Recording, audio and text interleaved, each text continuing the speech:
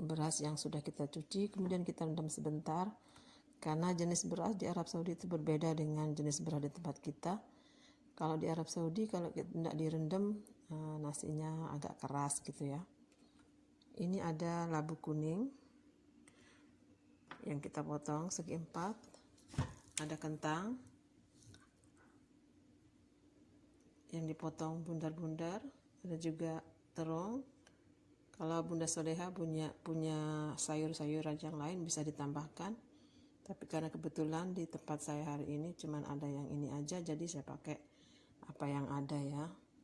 Bunda mau potong segi 4 atau potong pemanjang tergantung selera. Bumbu-bumbunya ada bawang merah sama bawang putih yang kita potong kecil-kecil, ada tomat yang juga potong kecil-kecil, ada cabai, ini enggak dipotong, cuma sebagai pengharum masakan, dan ini ada saus tomat atau tomat paste. Dan bumbunya juga seperti biasa, ada garam, ada bumbu Arab Saudi yang sudah siap dipakai, yang semua campuran-campurannya jadi satu. Ini ada cabai bubuk merah yang pedas, ini ada kunyit, di sini ada pil-pil aswad atau merica hitam yang selalu dipakai oleh orang-orang di sini untuk memasak. Ada minyak goreng, dan ini ada limun aswad, dimana limun aswad ini dipergunakan sebagai asamnya orang di Arab Saudi. Ini sangat terkenal dan sangat khas sekali kalau di Arab Saudi kita pakai seperti ini ya. Kalau di tempat kita kan pakai asam biasa ya Bunda Soleha. Sekarang kita akan mulai memasak.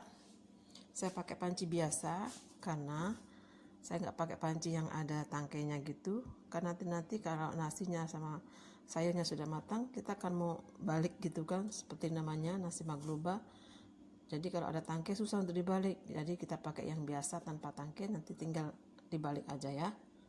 Selamat mengikuti gimana proses pembuatan nasi magluba. Semoga Anda puas dan bermanfaat buat kita semua ya Bunda Soleha.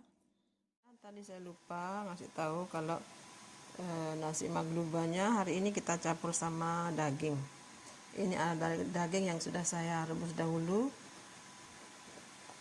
karena kalau tidak direbus nanti dia kan belakangan masak, jadi biar masaknya sama-sama dengan sayur, jadi kita rebus dahulu ya.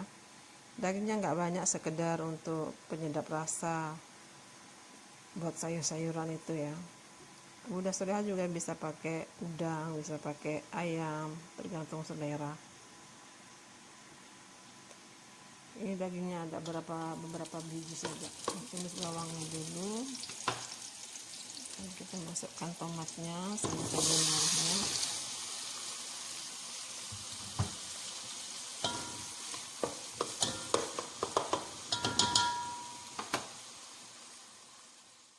Dan kita masukkan bumbunya. Bumbunya saya campur dari satu, ada garam, ada bumbu dapur. Nah kalau bumbunya ini mungkin kita yang ada di Indonesia yang suka ngulek-ngulek gitu ya, bisa kita ulek sendiri atau kita beli yang sudah jadi. Ada juga kunyit, ada juga jintan lada hitam, dan limun hitamnya atau limun aswad yang bisa diganti dengan asam jawa gitu ya. Sekarang kita masukkan bumbunya ya Bunda Soleha.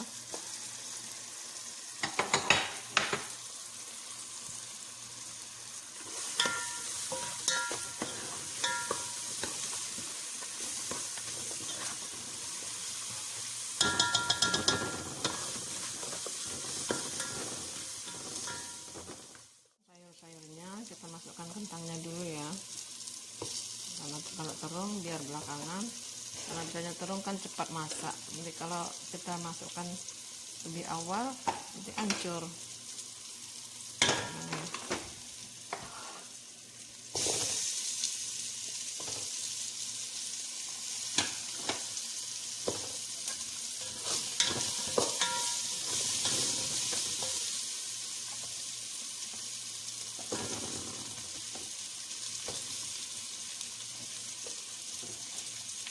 Saya pilih memotong dengan cara yang bundar seperti ini karena majikan saya suka yang dipotong bundar-bundar.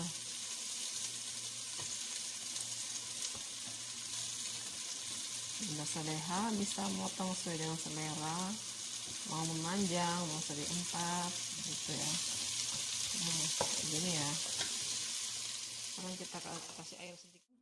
Tomat pastenya ya, itu dia supaya warnanya kemerah-merahan. Orang di sini suka banget warna yang merah-merah kayak gini, merah membara. Kalau nggak ada warnanya, dia kelihatannya pucat-pucat gitu, kayak nggak enak. Padahal enak sih, cuman ya supaya lebih menarik gitu warnanya. Ini kita kasih saus tomat.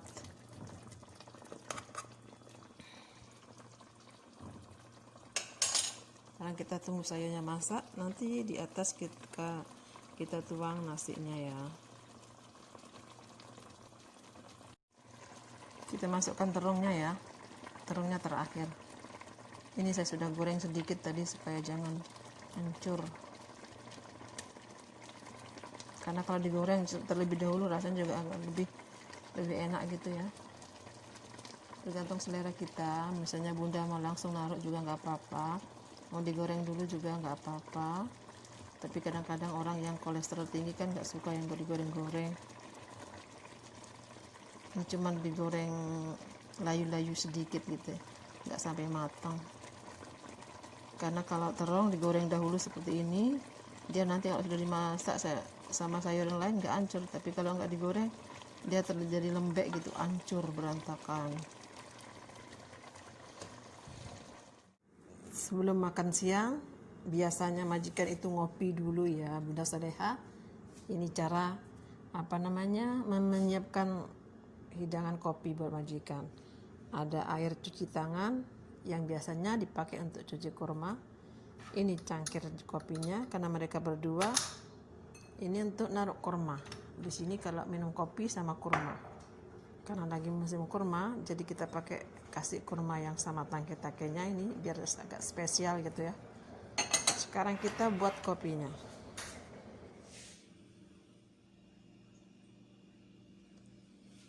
Buat kopinya bukan diseduh begitu aja. Kita pakai ceret. Kita taruhin air panas seukuran 1 termos kecil. Biasanya segini. Kita panaskan di atas kompor. Nyalakan apinya, masukkan kopinya. Ini kopi. Ini kopi Arab. Kopi ini kopi asli tanpa campuran yang kita beli sudah siap. Untuk 1 termos kecil ukuran kopinya segini ya. 1 cangkir gini. Oke. Dimasak sampai mendidih kurang lebih 2 menit, baru dituangkan ke termosnya. Mereka ngopi sedikit demi sedikit, nggak sekaligus 1 gelas gitu ya. Setelah beberapa menit, kopinya dimasukkan ke dalam termos kayak gini, biar tetap hangat, tetap panas. Mereka nanti minum sedikit demi sedikit ya, Bunda Saleha. Ya beginilah cara kita bekerja di Arab Saudi. Mau dibilang susah enggak juga, mau dibilang gampang enggak juga. Coba lihat, mau minum kopi aja perabotannya sampai berapa biji. Ada cangkir, ada cuci tangan, ada piring. Apalagi kalau ada tamu, sampai ribet gitu ya. Kalau ada tamu lagi harus pakai perabot yang mewah-mewah gitu, terus pakai tisu, pakai sendoknya dibungkus lagi. Beginilah cara menghidangkan kopi di Arab Saudi. Nggak boleh ada kotor-kotornya ya.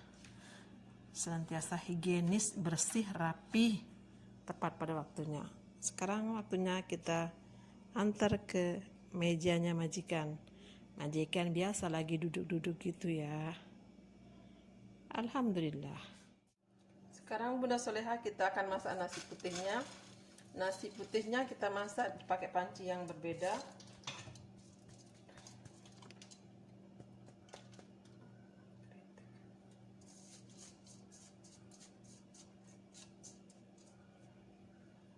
Karena nanti nasinya ini akan dituang di paling atas.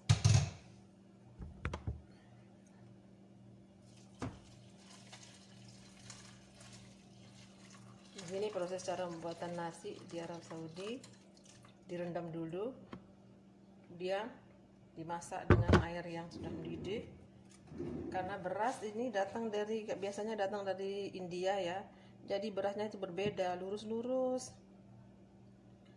Dan kalau udah direndam dia keras, walaupun sudah matang tapi rasanya gimana ya, ada mungkin karena dicampur dengan obat-obatan supaya nggak cepat rusak, jadi begitu ya. Nah ini sayurnya, sekarang kita masukkan daging yang sudah direbus dahulu. Karena dagingnya sudah empuk, jadi kita masukkan belakangan seperti ini.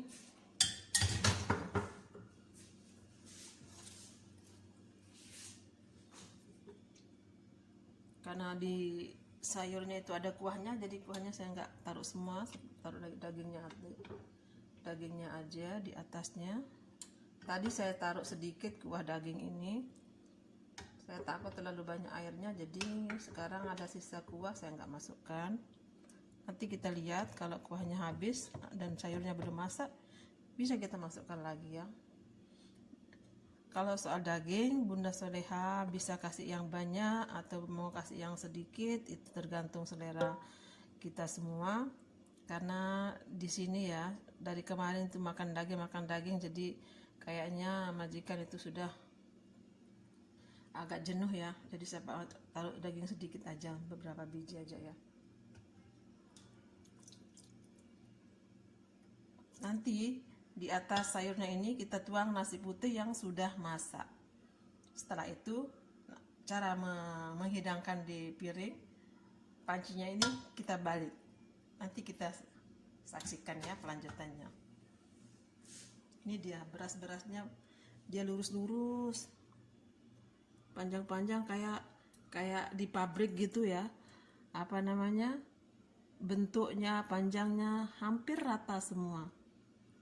Kalau di tempat kita kan ada yang kecil-kecil itu, ada yang setengah, ada yang kepotong. Kalau ini Masya Allah, tabarakallah, subhanallah, panjangnya sama rata.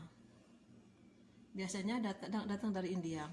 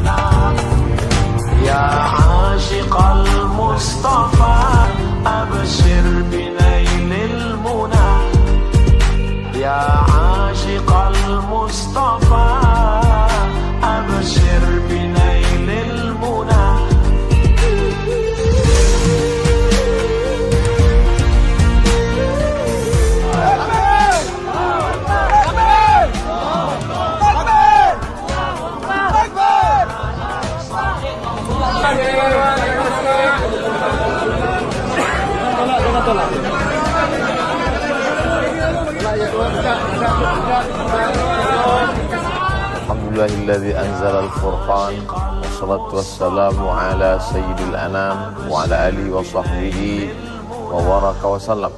Saya sedang bersama dengan Datuk Abdul Latif di Nasrul Quran, Malaysia. Kalau ada orang kita bawa kemari, matanya kita tutup, dia tidak tahu sedang berada di mana. Sampai di dalam ini kita buka matanya. Selepas itu kita tanya dia, pandang kanan kiri atas bawah, kira-kira kita sedang berada di mana? Maka mungkin dia berkata, saya sedang berada di Baghdad, sedang berada di Irak, sedang berada di Kuwait. Dia tidak sedang berada di bumi Melayu. Tapi manakala dia sedang berbicara dengan yang ada di sini, yang menulis, barulah dia tahu bahwa sebenarnya dia sedang berada di Semenanjung, dia sedang berada di Nusantara. Baru saja masuk kemari, belum menjelaskan, belum kita dengar penjelasan, sudah bangkit semangat keislaman kita. Oh, orang-orang yang tidak mengenal Islam sekalipun yang mengatakan Islam itu adalah menumpahkan darah, Islam itu adalah rasis, fasis, teroris, datang kemari, dia pasti akan berkata, bila dia Islam dia akan berkata Rabbana ma khalaqta hadza batila. Bila tidak Islam dia akan berkata amazing, dia akan berkata ini perbuatan tangan manusia yang baik, yang pilihan. Tentulah dalam hatinya ada kebaikan-kebaikan. Selama ini Abdul Somad hanya menyampaikan tazkirah, kata-kata, kalimat. مهم جدا وجودك في تفاصيلي، مهم جدا. Likey